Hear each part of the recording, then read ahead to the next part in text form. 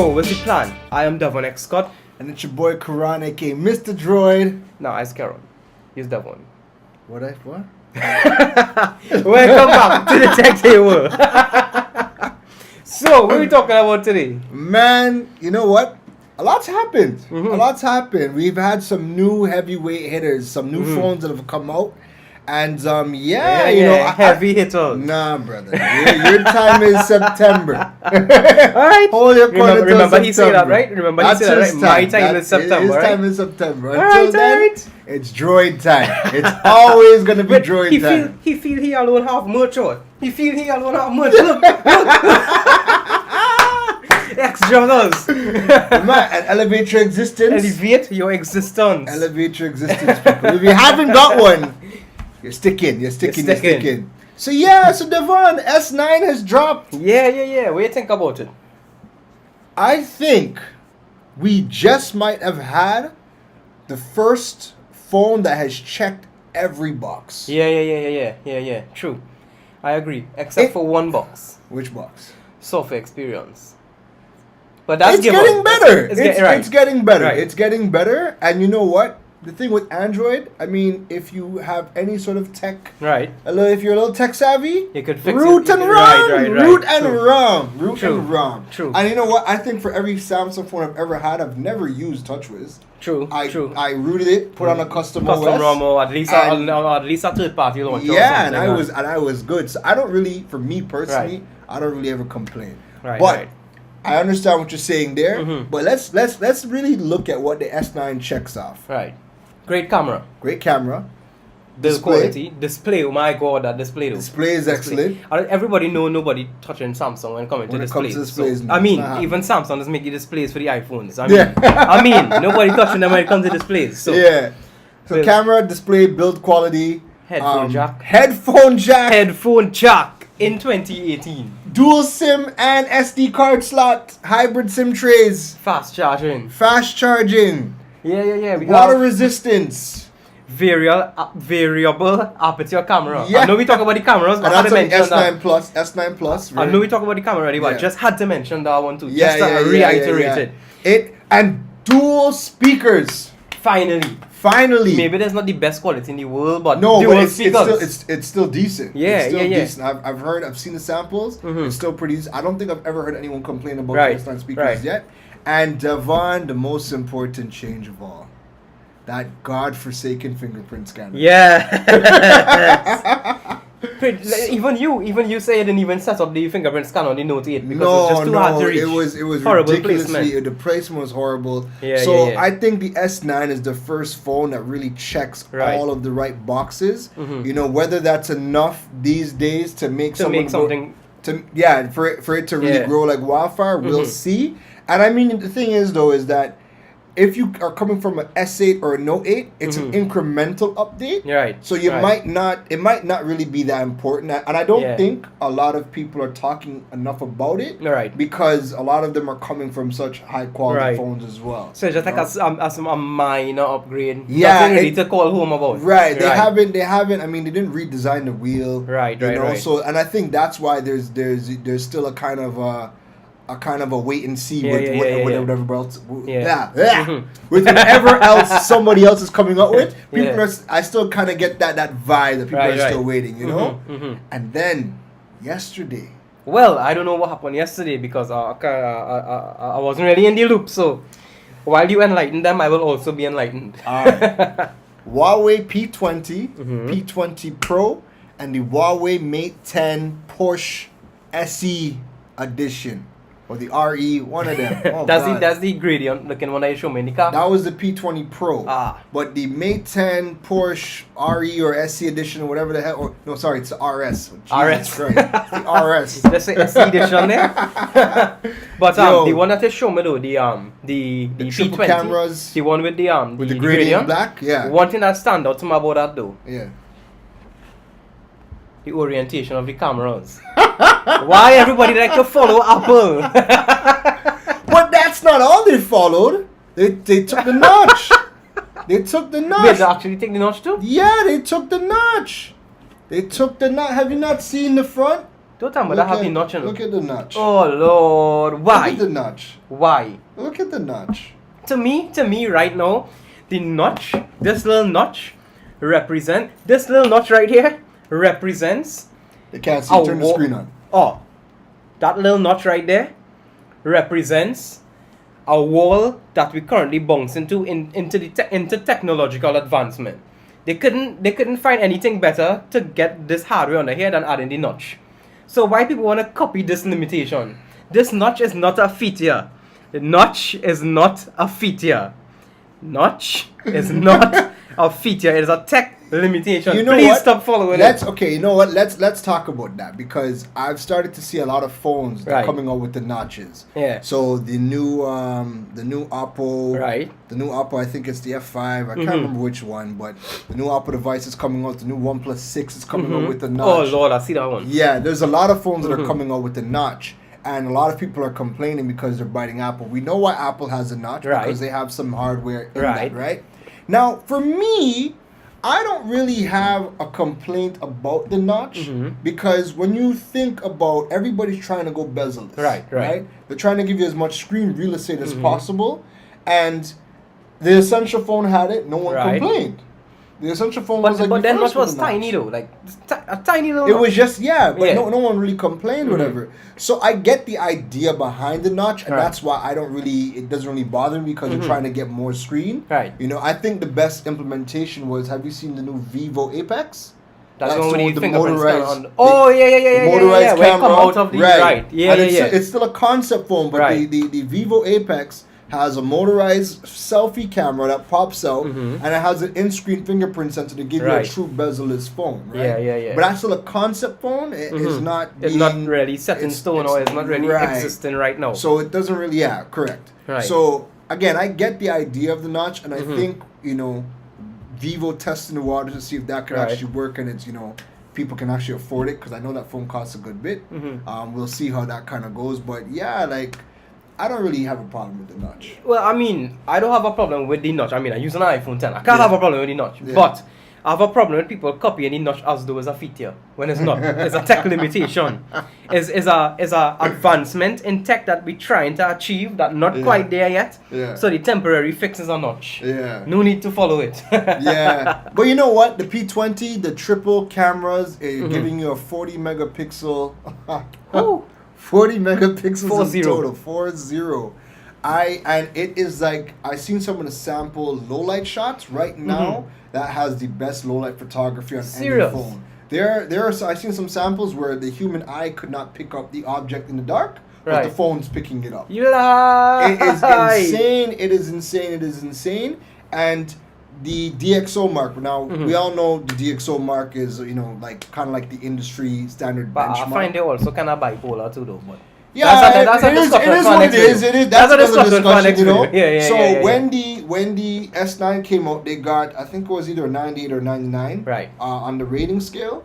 The P20 got the 102. Right. And the P20 Pro and the Mate's Porsche 10 RE RS got SE got 109. 109. Yeah. And just in the scale of things, you can remember what the Pixel got? The Pixel 2 XL? The Pixel 2 was like, I think it was like a 98. It was like the S9 had beat it by like a point.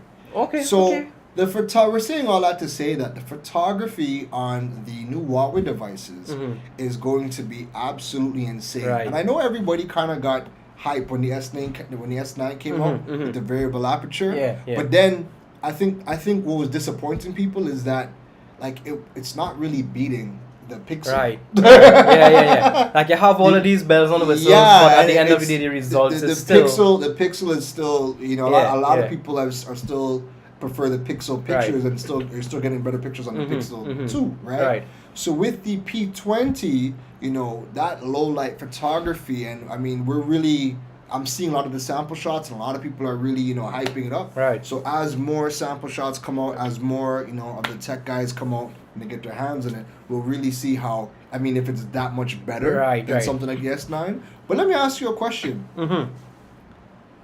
How good is good? the S8, Right. the Note 8, the Had iPhone good 10. cameras. Yeah. Yeah, the Mate 10. Yeah. Like what needs to be done to that to make it even better? Yeah, like how much True. better are these cameras going to get? Like, But I was these phones are actually taking I was amazing actually shots. thinking that same thing. Like what a camera could do to make it better, because the iPhone 10, the Note 8 had epic cameras. Yeah. And when the variable aperture come out, it's like, the birth of something new. Yeah. Maybe another company would try something different with the variable aperture Yeah. and get like amazing out of this with results. Yeah. So I mean, I like where things going. Yeah. And I like the fact that every high-end smartphone right now, sans Razr phone, have an epic camera. You cannot get bad shots. Yeah. Sans Razr phone and Essential phone. Trash. If you like cameras, just stay away. Just stay away from the Razr phone and the Essential phone. Now, you know what? Here's the next question for you, because you do a lot more photography than I do, right? How important is low-light photography? Because that seems to be what everybody's focusing on. Right, but low-light photography. I have never been outside in the nighttime and said, let me go take a shot. Right. Okay. Alright, the way I think about low light photography, I have a boring life, right? Yeah. I don't go out nowhere in the night. I just stay home and sleep, right? Yeah. And for the people who out in the night, always at parties, always at dinner, Yeah. the low light would count for them, I believe, with the selfie camera. Yeah. Take a group shot of all your friends. Yeah. Or like if you had your friends at a party and you're taking a shot, that's where the low light would come in handy. Yeah. So I think a huge chunk of people focus on the low light for those kind of areas, for that kind of scenario. Yeah. But I really never went out in the night and was like, you know what, I need to take a shot of this building right now. Yeah, and I never figured that before. It's for me. I mean, there's so much emphasis on low light photography. You know, so much so that the Huawei P20 series, you know, that's really those triple cameras claim to fame is the amazing low light photography. Like I said, I'm seeing shots where the human eye could not detect the object, but the phone is picking it up. That is actually amazing. I would love to see that in real life. Yeah, that is crazy, you know. So again, there's a huge emphasis on low light photography. I mean, if it falls in your garden, then hey, if that's your type of thing, then cool, no problem, you know. And it got me thinking though, you know, because I mean, even if you look at the presentations with the S9, they talk so much about the photography. Right. The Huawei P20, it was so much about the photography.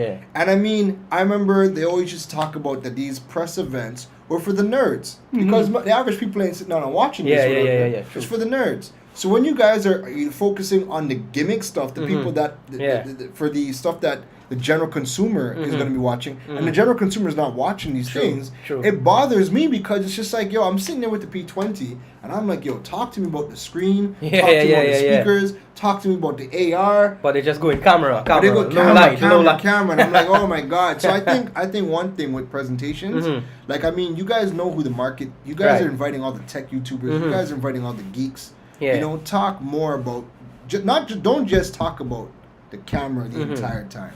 Spread it out a little bit, you know. I seen one thing I wanted to tell you.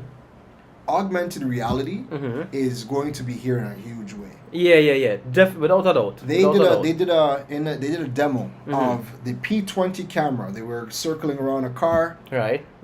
They circled around the car. They got it in the software. You could open up the doors on the car on the VR. Not the actual car, on the VR itself. On the VR itself, you could open up the doors. You could change the color of the cars. He even got to drive the car, whatever the case is. This is on the screen we're talking about. Virtual reality, augmented reality, and the virtual assistants.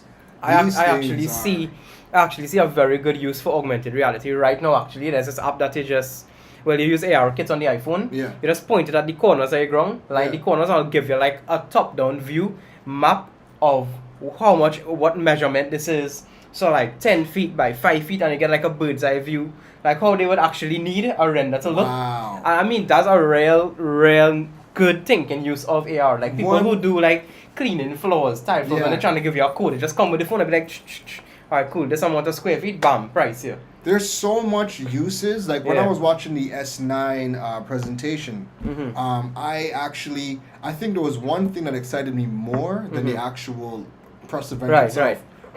When I seen a lady that I guess she had an accident and she was learning to walk. She had on a Samsung VR headset. with the S9 With, phone, yeah. and they were teaching her how to walk through virtual reality. Right, so she was like seeing this entirely different thing. And I thought that was amazing. I thought it was amazing. Like the implementation of the technology. Yes. Right. And you know what? I think one of the things that, I mean, I don't really expect a lot of people, you know, in the Caribbean to jump out and, you know, start to do videos and teach people. But I think one of the things that we're going to starting have to do for our own selves and for the public and for you guys is we got to get a hand on this tech and really showcase the power and the possibilities, just the out of the box kind of thinking to implement these things into real life. Yes, it's getting, listen, ladies and gentlemen, like these phones are no longer phones anymore. These things are powerful tools, and we definitely got to do some more to show you guys you know, just exactly how powerful it is. But speaking of these phones though, right? Speaking of these phones and how powerful it is, everybody have their preference. I have iPhone 10, you have a Huawei Mate 10, right? Yeah. So if you had to pick the perfect phone, Frankenstein of phone from all the phones that you currently know, which screen you would take, which camera you would take, which build quality, which body, which color?